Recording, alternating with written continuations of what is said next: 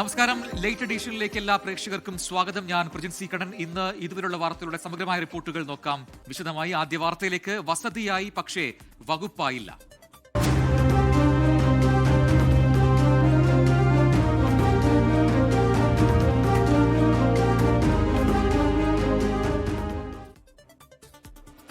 UDF മന്ത്രിമാരുടെ വകുപ്പ് വിഭജനത്തിൽ ഇന്നും തീരുമാനമായില്ല. നാളെ അന്തിമമാക്കി ഗവർണർക്ക് പട്ടിക കൈമാറാനാണ് നീക്കം. നിയമസഭാംഗങ്ങളുടെ സത്യപ്രതിജ്ഞ മറ്റന്നാൾ നടക്കുന്നതിനാൽ നാളെ വകുപ്പ് വിഭജനം അന്തിമമാക്കും. ഫിഷറീസ് വകുപ്പ് ലീഗിന് നൽകുന്നതിൽ അതൃപ്തി അറിയിച്ച ലത്തീൻ സഭയെ അണുനയിപ്പിക്കാൻ ശ്രമം തുടരുകയാണ്. മന്ത്രിമാരായ കെ മുരളീധരനും CP ജോണും സഭാ പ്രതിനിധികളുമായി കൂടിക്കാഴ്ച നടത്തി. സാധാരണ സന്ദർശനമാണെന്നും ഫിഷറീസ് വകുപ്പുമായി ബന്ധപ്പെട്ട് ചർച്ചകൾ നടന്നില്ലെന്നും കെ മുരളീധരൻ പ്രതികരിച്ചു. ഇല്ല, ഞാനിവിടെ സ്ഥിരമായിട്ട് ഒരു സന്ദർശകനാണ്. ഇപ്പോഴല്ല, MP ആയിരിക്കുമ്പോഴും MLA ആയിരിക്കുമ്പോഴും ഇത് പ്രത്യേകിച്ച് എൻ്റെ നിയോജകമണ്ഡലം കൂടിയാണല്ലോ. അതുകൊണ്ട് ഞാനിവിടുത്തെ സ്ഥിരം സന്ദർശകനാണ്. അതെ, ഞാൻ പറഞ്ഞ പരമാവധി ഞങ്ങൾ നോക്കിയിട്ടുണ്ട്. എങ്കിലും ചില കാര്യങ്ങളിൽ എന്താ പറയേണ്ടത്, ചിലപ്പോൾ ചില കാര്യങ്ങൾ വിട്ടുപോയി എന്ന് വരാം. അപ്പോൾ അതൊക്കെ ചർച്ചയിലൂടെ പരിഹരിക്കുക. അതാണ്. ഏതായാലും ഇന്ന് രാത്രി നാളെ കാലത്തുമായിട്ട് ഗവർണറുടെ നോട്ടിഫിക്കേഷൻ വരുമ്പോൾ നിങ്ങളുടെ എല്ലാ സംശയങ്ങളും മാറും. മന്ത്രി CP ജോൺ പക്ഷേ പ്രതികരിക്കാൻ തയ്യാറായില്ല. അതേസമയം കാര്യങ്ങൾ മന്ത്രിമാരുടെ ശ്രദ്ധയിൽപ്പെടുത്തിയെന്ന് ലത്തീൻ സഭ അതിരൂപത വികാരി ജനറൽ ഫാദർ യൂജീൻ പെരേര പറഞ്ഞു. കടലിനെക്കുറിച്ച് അറിയുന്നവർ മന്ത്രിയാകണം. മന്ത്രിമാർ അനുകൂലമായാണ് സംസാരിച്ചതെന്നും യൂജീൻ പെരേര പറഞ്ഞു. കടലൊരു എക്കോണമിയാണ്.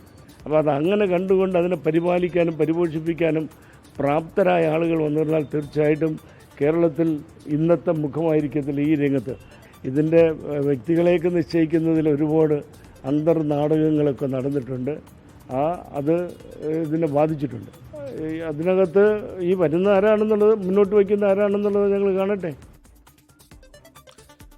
24 ബ്രേക്കിംഗ്. ചാണ്ടി ഉമ്മനെ മന്ത്രിസഭയിൽ നിന്ന് തടഞ്ഞതിൽ A ഗ്രൂപ്പിന് അതൃപ്തി. KC വേണുഗോപാൽ, ദീപാദാസ് മുൻഷി എന്നിവരെ ബെന്നി ബെഹനാൻ MPയുടെ നേതൃത്വത്തിലുള്ള A ഗ്രൂപ്പ് നേതാക്കൾ കണ്ട് അതൃപ്തി അറിയിച്ചു. അതിനിടെ തന്റെ വിജയത്തിൽ നന്ദി അറിയിക്കാൻ ചാണ്ടി ഉമ്മൻ പുതുപ്പള്ളിയിൽ നിന്ന് തിരുവനന്തപുരത്തേക്ക് നാളെ യാത്ര നടത്തുന്നുണ്ട്. രാവിലെ 9 മണിക്ക് ഉമ്മൻചാണ്ടിയുടെ കല്ലറയിൽ നിന്നാണ് യാത്ര ആരംഭിക്കുക. VD സതീശൻ മന്ത്രിസഭയിൽ സ്ഥാനമുറപ്പിച്ച യുവ MLA ആയിരുന്നു പുതുപ്പള്ളിയിൽ നിന്ന് തിരഞ്ഞെടുക്കപ്പെട്ട ചാണ്ടി ഉമ്മൻ. യുവപ്രാതിനിധ്യം, ഓർത്തഡോക്സ് സഭയുടെ പിന്തുണ, ഒപ്പം ഉമ്മൻചാണ്ടി ഫാക്ടർ എന്നിവയായിരുന്നു ചാണ്ടി ഉമ്മന് മന്ത്രിപദം ഉറപ്പിച്ച ഘടകങ്ങൾ. എന്നാൽ മന്ത്രിമാരെ തീരുമാനിച്ച ഒടുവിലത്തെ സമവായ നീക്കങ്ങളിൽ ചാണ്ടി ഉമ്മൻ പുറത്തായി. ചാണ്ടി ഉമ്മന് മന്ത്രിസ്ഥാനം നൽകാത്തതിൽ കടുത്ത അതൃപ്തിയിലാണ് A group. KC Venugopal, Deepa Das Munshi എന്നിവരെ ബെന്നി ബെഹനാൻ MPയുടെ നേതൃത്വത്തിൽ A ഗ്രൂപ്പ് നേതാക്കൾ കണ്ട് അതൃപ്തി അറിയിച്ചു.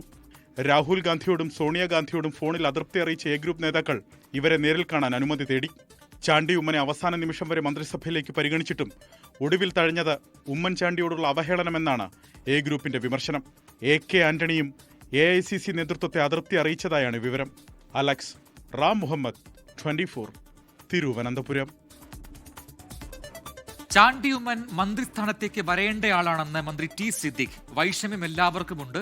നാളുകളിൽ ചാണ്ടി ഉമ്മൻ പ്രവർത്തനങ്ങളിലൂടെ വഴി വെട്ടിത്തെളിയിച്ച് മുന്നോട്ട് വരും. ചാണ്ടി ഉമ്മനെ ഒഴിവാക്കി മുന്നോട്ട് പോകാൻ ഒരാൾക്കും സാധിക്കില്ലെന്നും മന്ത്രി T സിദ്ദിഖ് പറഞ്ഞു. ചാണ്ടി ഉമ്മൻ ഞങ്ങളുടെയൊക്കെ ഏറ്റവും അടുത്ത, ഞങ്ങൾക്കൊക്കെ വൈകാരിക ബന്ധമുള്ളതായ പൊതുപ്രവർത്തകനാണ്. അദ്ദേഹം വരേണ്ടതായ ആളാണ്. വന്നില്ല എന്നുള്ളതിലുള്ള വൈഷമ്യം നിങ്ങളെപ്പോലെ പങ്കുവെക്കുന്നവരാണ്. നാളുകളിൽ ചാണ്ടിമോൻ പറഞ്ഞതുപോലെ തന്നെ ചാണ്ടിമോൻ ജനങ്ങളാണ് തൻ്റെ ഏറ്റവും വലിയ പിൻബലം എന്നുള്ളത് അദ്ദേഹം പറഞ്ഞു.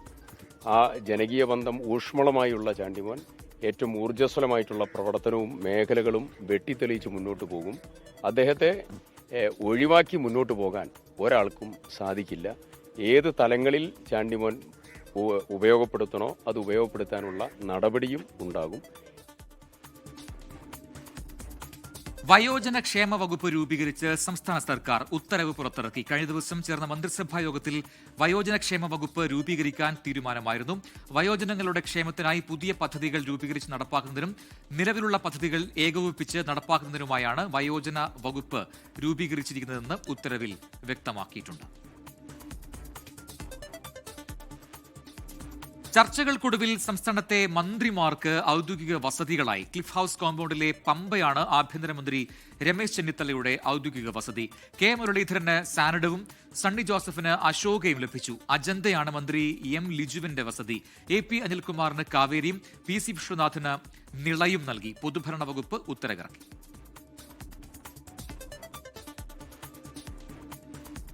തിരഞ്ഞെടുപ്പ് ഫലം CPIM-ന്റെയോ LDF-ന്റെയോ അവസാനമായി ആരും കാണേണ്ടതില്ലെന്നും മുന്നണി ശക്തമായി തിരിച്ചുവരുമെന്നും പ്രതിപക്ഷ നേതാവ് പിണറായി വിജയൻ. എല്ലാം ചെയ്തെങ്കിലും സർക്കാർ മാറണമെന്ന് ജനങ്ങൾ ആഗ്രഹിച്ചുവെന്നും UDF-ന് ക്രിയാത്മക പിന്തുണ നൽകുമെന്നും പിണറായി വിജയൻ വ്യക്തമാക്കി. തെരഞ്ഞെടുപ്പ് തോൽവി വിലയിരുത്താൻ ചേർന്ന CPIM നേതൃയോഗങ്ങളിൽ ഇന്നും നേതൃത്വത്തിനെതിരെ വിമർശനം ഉയർന്നു. തിരഞ്ഞെടുപ്പിലെ കനത്ത തോൽവിക്ക് പിന്നാലെ 2 ആഴ്ചയ്ക്ക് ശേഷമാണ് മുൻ മുഖ്യമന്ത്രി പിണറായി വിജയൻ മൗനം വെടിഞ്ഞത്. Kannur Sreekandapuram Nediyanga CPIM local committee office ഉദ്ഘാടന ചടങ്ങിലായിരുന്നു പിണറായിയുടെ പ്രതികരണം. ജനവിധി അംഗീകരിക്കുന്നതായും ഇത്തരം അനേകം പ്രതിസന്ധി ഘട്ടങ്ങൾ പാർട്ടി തരണം ചെയ്തിട്ടുണ്ടെന്നും കൂടുതൽ കരുത്തോടെ തിരിച്ചു വരുമെന്നും പിണറായി വ്യക്തമാക്കി. ഞങ്ങൾക്ക് ഈ തെരഞ്ഞെടുപ്പിൽ പരാജയപ്പെടാനിടയായി. അത് ഇതെല്ലാം ഉണ്ടെങ്കിലും ഒരു ഭരണമാറ്റം വേണമെന്നാണ് ജനങ്ങൾ വിധി എഴുതിയത്. ആ ജനവിധി ഞങ്ങൾ പൂർണ്ണമായും അംഗീകരിക്കുന്നു. ഈ പരാജയം CPIM-ന്റെയോ LDF-ന്റെയോ അവസാനമായി ആരും കാണേണ്ടതില്ല എന്നാണ് പറയാനുള്ളത്. അതിനിടെ തിരഞ്ഞെടുപ്പ് തോൽവി വിലയിരുത്താൻ ചേർന്ന CPIM ഇടുക്കി, തിരുവനന്തപുരം ജില്ലാ കമ്മിറ്റി യോഗങ്ങളിൽ നേതാക്കൾക്കെതിരെ രൂക്ഷ വിമർശനമാണ് ഉയർന്നത്. ഉടുമ്പൻചോലയിൽ MM മണിയെ സ്ഥാനാർത്ഥിയാക്കാത്തതിൽ സംസ്ഥാന നേതൃത്വം ഇടപെട്ടെന്നും സംസ്ഥാന സെക്രട്ടേറിയറ്റ് അംഗത്തെ മത്സരിപ്പിക്കാൻ മണിയെ മാറ്റിയത് തിരിച്ചടിയായെന്നും ഇടുക്കി ജില്ലാ കമ്മിറ്റിയിൽ വിമർശനമുയർന്നു. മറ്റുള്ളവർക്ക് 2 ടേം വ്യവസ്ഥയിൽ ഇളവ് നൽകിയപ്പോഴും MM മണിയെ തഴഞ്ഞതായി നേതാക്കൾ ചൂണ്ടിക്കാണിച്ചു. തിരുവനന്തപുരം മുൻ മേയർ ആര്യ രാജേന്ദ്രനെതിരെ അതിരൂക്ഷമായ ഭാഷയിലാണ് V ശിവൻകുട്ടി വിമർശനം ഉന്നയിച്ചത്. തിരഞ്ഞെടുപ്പ് പ്രചാരണ സമയത്ത് ആര്യയെ വാഹനത്തിൽ കയറ്റിയപ്പോൾ സ്ത്രീകളടക്കമുള്ളവർ എതിർത്തുവെന്നും ജനങ്ങളുടെ പ്രതികരണം മോശമായിരുന്നുവെന്നും 1400 വോട്ടിൽ ലീഡ് പ്രതീക്ഷിച്ച ബൂത്തിൽ വെറും 5 വോട്ടിൽ ലീഡ് മാത്രമാണ് ലഭിച്ചതെന്നും V ശിവൻകുട്ടി യോഗത്തിൽ വ്യക്തമാക്കിയതായാണ് വിവരം. അതേസമയം അമ്പുകൊണ്ട് നേതാക്കളെ സംരക്ഷിച്ച സംസ്ഥാന സെക്രട്ടേറിയറ്റ് അംഗം M സ്വരാജ് രംഗത്തെത്തി. വിജയപരാജയങ്ങൾ ഏതെങ്കിലും ഒരു വ്യക്തിയിലേക്ക് മാത്രം ചുരുക്കിക്കാണേണ്ടതല്ലെന്ന് സ്വരാജ് വ്യക്തമാക്കി. സ്വാഭാവികമാണ്, വലിയൊരു പരാജയം ഉണ്ടാകുമ്പോൾ ഒരുപാട് വിമർശനങ്ങൾ വരും, ഒരുപാട് കുറ്റപ്പെടുത്തലുകൾ ഉണ്ടാവും. വിജയം ഉണ്ടാകുമ്പോൾ ഒരുപാട് അഭിനന്ദനങ്ങളും വരും. അത് വളരെ സ്വാഭാവികമായിട്ടുള്ളൊരു കാര്യമാണ്. വിവിധ ബ്യൂറോകൾക്കൊപ്പം 24 കണ്ണൂർ. സംസ്ഥാന സെക്രട്ടറി എന്ന നിലയിൽ MV ഗോവിന്ദൻ തികഞ്ഞ പരാജയമെന്ന് CPIM തിരുവനന്തപുരം ജില്ലാ സെക്രട്ടേറിയറ്റിൽ രൂക്ഷ വിമർശനം. തലസ്ഥാന ജില്ലയിലെ പാർട്ടിയിൽ സെക്രട്ടറിയാകാൻ ആരുമില്ലെന്ന പരാമർശത്തിലും MV ഗോവിന്ദനെതിരെ നിശിത വിമർശനമുയർന്നു. അതേസമയം പാർട്ടിയിൽ നേതൃമാറ്റത്തിന്റെ ആവശ്യം ഇപ്പോൾ ഇല്ലെന്ന് CPIM കേന്ദ്ര കമ്മിറ്റി അംഗം TP രാമകൃഷ്ണൻ പ്രതികരിച്ചു. തിരഞ്ഞെടുപ്പ് ഫലം അവലോകനം ചെയ്യാൻ ചേർന്ന തിരുവനന്തപുരം ജില്ലാ സെക്രട്ടറി യോഗത്തിൽ MV ഗോവിന്ദന്റെ സാന്നിധ്യത്തിലായിരുന്നു വിമർശന വർഷം. ഭാര്യ തളിപ്പറമ്പിൽ സ്ഥാനാർത്ഥിയായതോടെ സംസ്ഥാന സെക്രട്ടറി തിരഞ്ഞെടുപ്പ് കാലത്ത് കണ്ണൂർ കേന്ദ്രീകരിച്ചാണ് പ്രവർത്തിച്ചത്. പാർട്ടിയുടെ ചരിത്രത്തിൽ ഇങ്ങനെയൊരു സെക്രട്ടറി ഉണ്ടായിട്ടില്ലെന്ന് മുതിർന്ന നേതാക്കൾ വിമർശിച്ചു. തിരുവനന്തപുരം ജില്ലയിൽ ജില്ലാ സെക്രട്ടറിയാകാൻ ആളില്ലെന്ന് പറഞ്ഞതിൽ MV ഗോവിന്ദൻ രൂക്ഷമായ വിമർശനമാണ് നേരിട്ടത്. ഗോവിന്ദൻ എന്നാണ് പ്രവർത്തനം തുടങ്ങിയെന്ന് എല്ലാവർക്കും അറിയാം. അക്കാലത്ത് തന്നെ ജില്ലയിലെ പാർട്ടിയിലുള്ളവരാണ് തങ്ങളെന്ന് മുതിർന്ന ജില്ലാ സെക്രട്ടറി അംഗം N രവീന്ദ്രൻ തുറന്നടിച്ചു. മുൻ മേയർ ആര്യ രാജേന്ദ്രനെതിരെ V ശിവൻകുട്ടിയും രംഗത്ത് വന്നു. മുൻ മേയറെ പ്രചരണ വാഹനത്തിൽ കയറ്റിയപ്പോൾ സ്ത്രീകളിൽ നിന്ന് പോലും കടുത്ത പ്രതിഷേധമുണ്ടായി. 1400 വോട്ട് പ്രതീക്ഷിച്ച മുൻ മേയറുടെ വാർഡിൽ 5 വോട്ടിന്റെ ലീഡ് മാത്രമാണ് ഉണ്ടായതെന്നും V ശിവൻകുട്ടി പറഞ്ഞു. തിരഞ്ഞെടുപ്പ് അവലോകനത്തിനായി ചേർന്ന CPIM-ന്റെ ജില്ലാ നേതൃയോഗങ്ങളിലെല്ലാം നേതൃത്വത്തിനെതിരെ രൂക്ഷമായ വിമർശനമുണ്ട്. ഈ യോഗം ചേരുന്നത് നല്ല ശക്തമായ വിമർശനങ്ങൾ ഉയർത്തുന്നതിന് വേണ്ടിയാണ്. വിമർശനങ്ങൾക്കും ശരിയായ വിലയിരുത്തലുകൾക്കും പുതിയ നിർദ്ദേശങ്ങൾക്കും ഒക്കെ വേണ്ടിയാണ് ഈ കമ്മിറ്റികൾ ചേരുന്നത്. വിമർശനം ഉയർന്നുണ്ടെങ്കിലും പാർട്ടിയിൽ നേതൃമാറ്റം വേണ്ടെന്ന് മുതിർന്ന നേതാക്കൾ പ്രതികരിച്ചു. ഇതുവരെ നടന്ന ചർച്ചയിലോ നിലപാടുകളിലോ ഒരു നേതൃമാറ്റത്തിന്റെ ആവശ്യമുണ്ട് എന്നുള്ളത് ഇപ്പോൾ ഉയർന്നു വന്നിട്ടില്ല. നേതൃത്വം എന്തെങ്കിലും തിരുത്തൽ നടപടികൾക്ക് വിധേയമാകേണ്ടെങ്കിൽ അത് ജനങ്ങളുടെ അഭിപ്രായങ്ങളും പാർട്ടിക്കകത്ത് ഉയർന്നു വരുന്ന അഭിപ്രായങ്ങളും മനസ്സിലാക്കി ആവശ്യമായ തിരുത്തലുകൾ വരുത്തി മുമ്പോട്ട് പോകും. വ്യക്തിയെ കേന്ദ്രീകരിച്ച് വിമർശനം നടത്തേണ്ട ആവശ്യമില്ലെന്നും തെരഞ്ഞെടുപ്പിൽ തോറ്റതുകൊണ്ട് തങ്ങളെ ഒരു പുല്ലും ചെയ്യാൻ ആർക്കും കഴിയില്ലെന്നും MM മണിയും പ്രതികരിച്ചു. 24 തിരുവനന്തപുരം. UDF സർക്കാരിന്റെ സത്യപ്രതിജ്ഞാ ചടങ്ങിലെ വന്ദേമാതര ആലാപനത്തിൽ വിമർശനവുമായി LDF. വന്ദേമാതരം പൂർണ്ണമായി ആലപിച്ചത് സംഘപരിവാർ അജണ്ട നടപ്പാക്കാനെന്ന് ഇടത് നേതാക്കൾ പറഞ്ഞു. നടപടി കോൺഗ്രസ് പ്രവർത്തക സമിതി തീരുമാനത്തിന് വിരുദ്ധമെന്ന് CPM സംസ്ഥാന സെക്രട്ടേറിയറ്റ് വിമർശിച്ചു. ഇതിനിടെ KSRTC സൗജന്യ യാത്രയിൽ വിവാദ പരാമർശവുമായി CPIM നേതാവ് MM മണി രംഗത്തു വന്നു.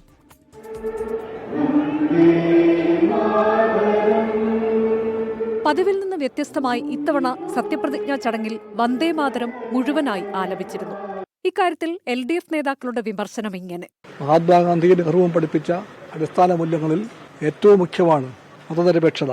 അതിന്റെ ആശയങ്ങളെ ചോദ്യം ചെയ്യുന്ന ഭാഗങ്ങളാണ് ഒഴിവാക്കപ്പെടേണ്ടത്. ആ ഒഴിവാക്കൽ ആണ് ഇവിടെ മറന്നുപോയിരിക്കുന്നത്. വന്ദേമാതരത്തിന്റെ എല്ലാ ഈരടികളും പാടിയത് ഒരു രാഷ്ട്രീയ പ്രശ്നമായിട്ടാണ് കാണേണ്ടത്, ഒരു മതപ്രശ്നമല്ല. നമ്മുടെ രാജ്യത്തിന്റെ ഭരണഘടന മുന്നോട്ട് വെക്കുന്ന സെക്യുലറിസത്തിന്റെ ആശയത്തിന് വെല്ലുവിളിയേകുന്ന നിലയാണ് ഇത് എന്നുള്ളത്. ആശാ വർക്കേഴ്സിന് ഓണറേറിയം കൂട്ടിയതിനെ ഇടതു നേതാക്കൾ സ്വാഗതം ചെയ്തു. എന്നാൽ വാഗ്ദാനം പൂർണ്ണമായി പാലിക്കപ്പെട്ടിട്ടില്ല എന്നാണ് പ്രതികരണം. തുടക്കം എന്നുള്ള നിലയിലാണ് 3000 രൂപയെ സമീപിക്കുന്നതെങ്കിൽ അത് സ്വാഗതാർഹമായ നടപടിയാണ്. ഗവൺമെന്റ് അതിവേഗത്തിൽ ആശാവർക്കർമാർക്കും ജനങ്ങൾക്കും നൽകിയിട്ടുള്ള ഈ ഉറപ്പ് പാലിക്കണം എന്ന നിലപാടാണ് ഞങ്ങൾ മുന്നോട്ട് വെക്കുന്നത്. പിന്നെ 21,000 ആക്കണം എന്ന് പറയുമ്പോൾ പ്രത്യേകിച്ച് നമുക്ക് കേന്ദ്ര ഗവൺമെന്റിൽ നിന്നുള്ള വലിയ പ്രതിസന്ധിയൊക്കെ വന്നപ്പോൾ അത് കൊടുക്കാൻ കഴിഞ്ഞില്ല എന്ന് വെച്ച് ആർഷിയോട് ഞങ്ങൾ എന്തെങ്കിലും ദുർമുഖം കാണിച്ചോ? അതേസമയം KSRTC ബസ്സുകളിൽ സ്ത്രീകൾക്ക് സൗജന്യ യാത്ര നടപ്പാക്കുന്നതിൽ വിവാദ പരാമർശവുമായി CPIM നേതാവ് MM മണി രംഗത്തെത്തി. പിന്നെ അതൊക്കെ ഇപ്പോൾ കാണാം. എന്നിട്ട് പിന്നെ സതീശന്റെ വീട്ടിൽ നിന്ന് കൊണ്ടുവന്ന് KSRTC നടത്താൻ സതീശനുണ്ടാക്കുന്ന കാണാമല്ലോ. പുതിയ സർക്കാരിന്റെ പ്രഖ്യാപനങ്ങളെ വിമർശിക്കില്ലെന്നും ജനവിരുദ്ധ നിലപാടുകൾ ഉണ്ടായാൽ വിമർശനങ്ങൾ ഉണ്ടാകുമെന്നും LDF നേതാക്കൾ പറയുന്നു. News desk 24. പോലീസ് അസോസിയേഷൻ സംസ്ഥാന പ്രസിഡന്റിനും ജനറൽ സെക്രട്ടറിക്കും സ്ഥലം മാറ്റം. സ്പെഷ്യൽ ബ്രാഞ്ചിലായിരുന്ന R പ്രശാന്തിനെ മ്യൂസിയം SHO പദവിയിലേക്കാണ് മാറ്റിയത്.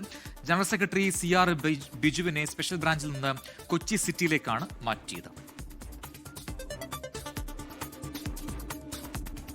നവകേരള യാത്രയ്ക്കിടെ ആലപ്പുഴയിൽ മുൻ മുഖ്യമന്ത്രി പിണറായി വിജയന്റെ ഗൺമാൻമാർ യൂത്ത് കോൺഗ്രസ് പ്രവർത്തകരെ മർദ്ദിച്ച സംഭവം അന്വേഷിക്കാൻ പ്രത്യേക സംഘം. Alappuzha crime branch SP AP Shoukath അലിയുടെ നേതൃത്വത്തിലുള്ള സംഘമാണ് കേസ് അന്വേഷിക്കുക. DYSP അടക്കം 6 ഉദ്യോഗസ്ഥർ സംഘത്തിലുണ്ട്.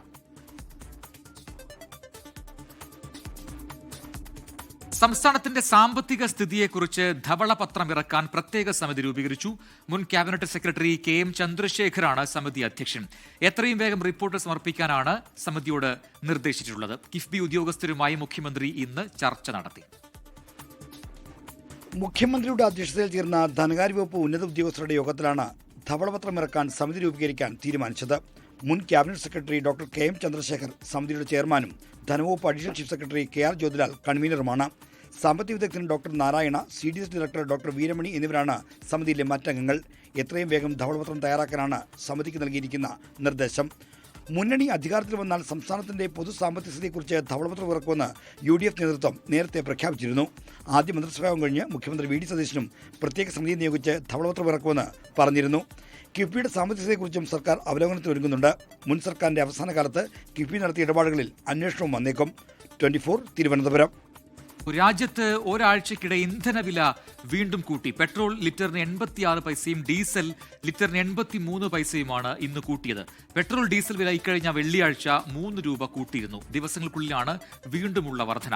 പെട്രോളിന് കൂട്ടിയത് നേരത്തെ പറഞ്ഞതുപോലെ 86 പൈസയാണ്. ഇതോടെ കൊച്ചിയിൽ പെട്രോളിന് 109 രൂപ 60 പൈസയും ഡീസലിന് 98 രൂപ 45 പൈസയുമായി. പെട്രോൾ ഡീസൽ വില ഇക്കഴിഞ്ഞ വെള്ളിയാഴ്ച 3 രൂപ കൂട്ടിയിരുന്നു. ദിവസങ്ങൾക്കുള്ളിലാണ് വീണ്ടും വില വർധന. പെട്രോളിന് കൂട്ടിയത് 86 പൈസയും ഡീസലിന് 83 പൈസയും.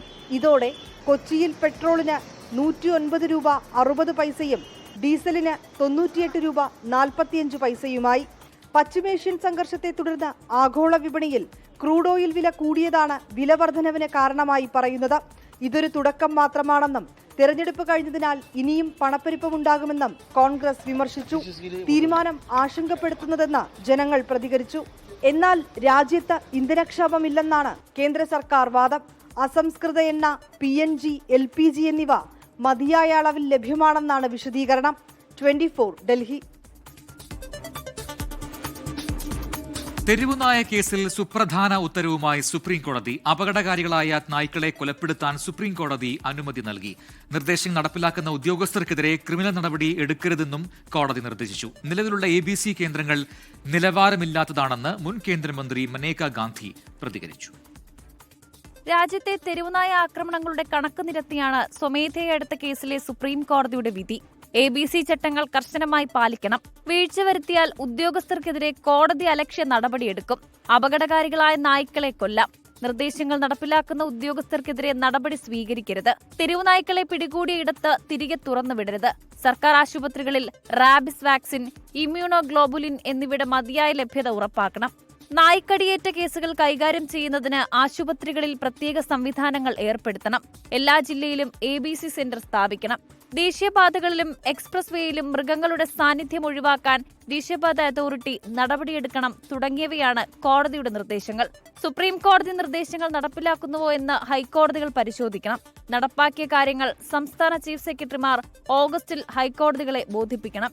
ABC ചട്ടങ്ങൾ പാലിക്കുന്നതിൽ ബന്ധപ്പെട്ട അധികാരികൾ വരുത്തിയ വീഴ്ചയാണ് ഇന്നത്തെ ഭയാനക സാഹചര്യം സൃഷ്ടിച്ചതെന്ന് സുപ്രീം കോടതി വിധിയിൽ പറയുന്നു.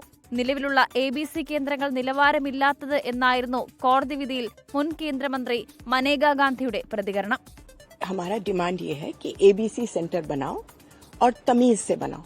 जो ABC सेंटर्स बने हैं वो बहुत ही घटिया हैं और वो लोगों के रिश्तेदारों को दिए गए. MCD वालों ने अपने लोगों को दिए, किसी को किसी ने दिया और फिर वो जानवरों को ठीक से नहीं रखते हैं. 24 दिल्ली.